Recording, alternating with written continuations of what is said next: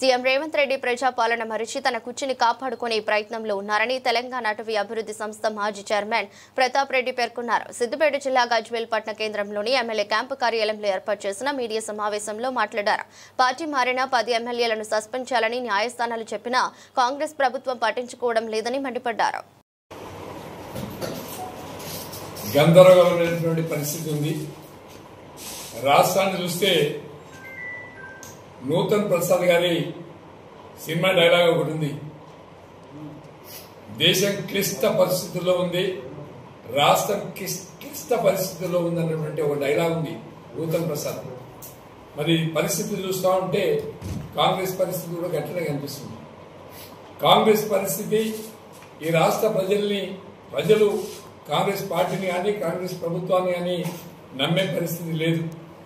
Local body ఎలక్షన్లు జిల్లా పరిషత్ పెట్టుకున్నా, జెడ్పీటీసీ ఎంపీటీసీ సర్పంచ్ ఎలక్షన్లు పెట్టుకున్నా డిపాజిట్ కూడా వచ్చే పరిస్థితి లేదు.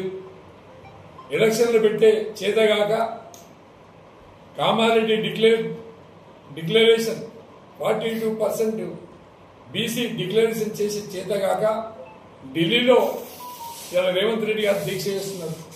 ఆ దీక్షకు ఖర్గే గారు రాలేదు, సోనియా గాంధీ రాలేదు, ప్రియాంక గాంధీ రాలేదు, రాహుల్ గాంధీ రాలేదు. వాళ్ళ అధిష్టానమే ఆయన దీక్షను వ్యతిరేకిస్తుంది.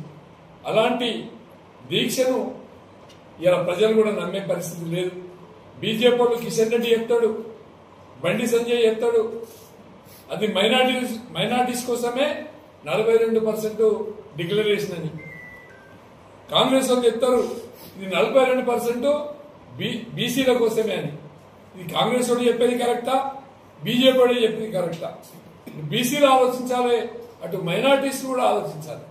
ఎవరి కోసం ఈ బీసీల మీద మాట్లాడుతున్నారు అంటే రాజకీయ పబ్బం గడుపుకోవడానికి, రాజకీయంగా నిలదొక్కుకోవడానికి, వాళ్ళ యొక్క వైఫల్యాలను కప్పిపుచ్చుకోవడానికి వాళ్ళు ఇచ్చినటువంటి హామీలు 13 హామీలు, 6 గ్యారంటీలు, 13 హామీలు, వీటినన్నింటిని కూడా తప్పించుకోవడానికి ఇలా బీసీలను ముంగటేసుకొని ఎలక్షన్లను పక్కన పెట్టి మరి లోకల్ బాడీ ఎలక్షన్లను దూరం పెట్టి మరి దాన్ని ముందుకు పోతా ఉన్నారు.